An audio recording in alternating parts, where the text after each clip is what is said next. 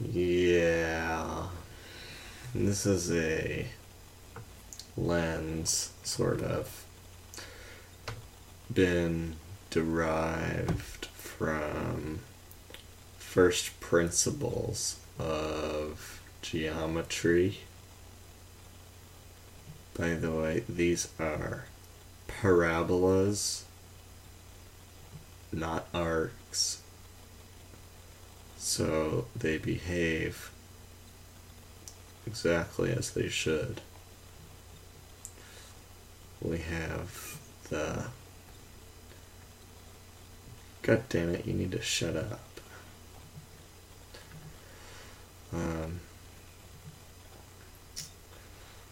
The target over here, the sensor over here, this lens-shaped thing is a lens.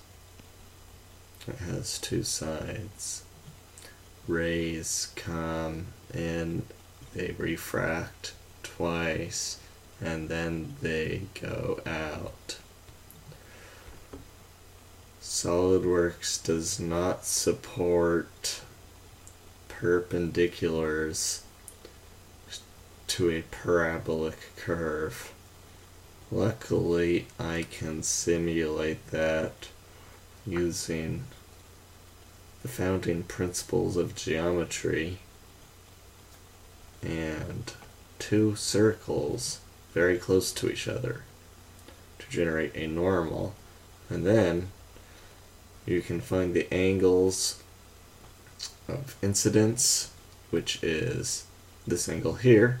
This length here is the sine of the angle of incidence, and some of the other angles are there. They're somewhere around.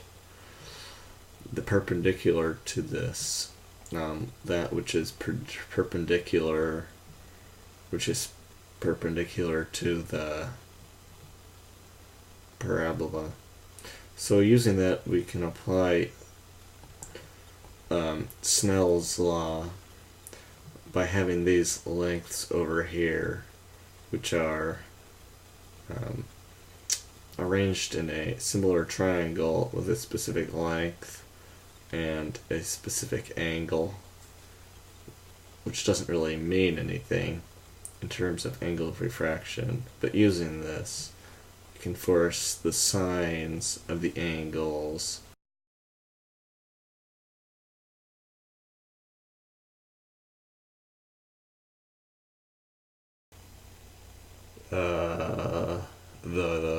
the sines of the angles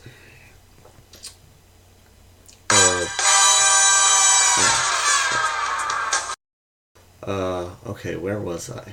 So basically, the point is, these incoming rays interact with this surface in a way that totally obeys Snell's law here from physics.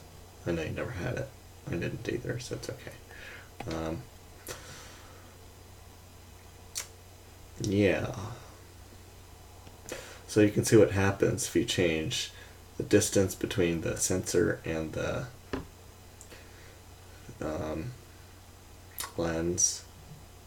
You can see that, well, focus changes. That's just what happens. You can see what happens if you change the distance to the target, and the same thing happens, although with different, I don't know, curves. This is nothing. Don't ignore that. This is the lens thickness. And if you're wondering if there's not some parameter that kind of quantifies the shape of the parabola, it's because there is no such parameter. A parameter that fills a given rectangle that's perfectly straight, well, there's only one. All parabolas are similar to each other, like a circle or ellipse. I don't know what I was getting at.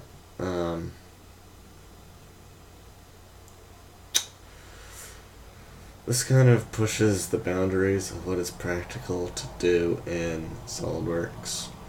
I mean, this is a lot of relations. You can't really change anything.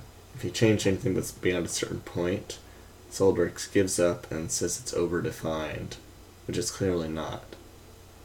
I mean, each one of these green things is a geometric relation. And this is just too many and too weird for it to handle. I mean, it's basically solving linear and trigonometric equations geometrically. That's what's happening here. And SolidWorks is not a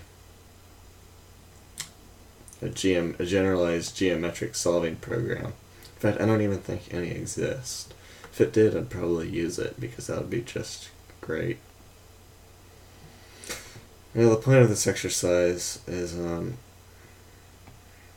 well, unfortunately there is no point. Originally I was trying to model the interactions of light with a lens, but you don't even have to do that. Light is modeled by, a lens is modeled by a single parameter.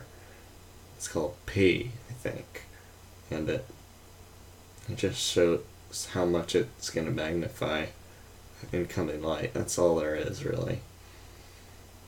And it interacts much simpler than this, so I'll probably redo it without some of these stupid identities, including this thing to the side to do algebraic and trigonometric proportions.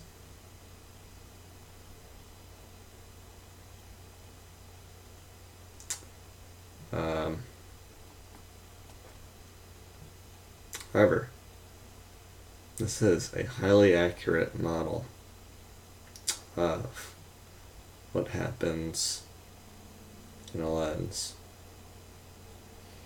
Too bad I was just getting carried away the whole time. Okay, I expect you to come up with something that's going to solve all our problems. Thank you.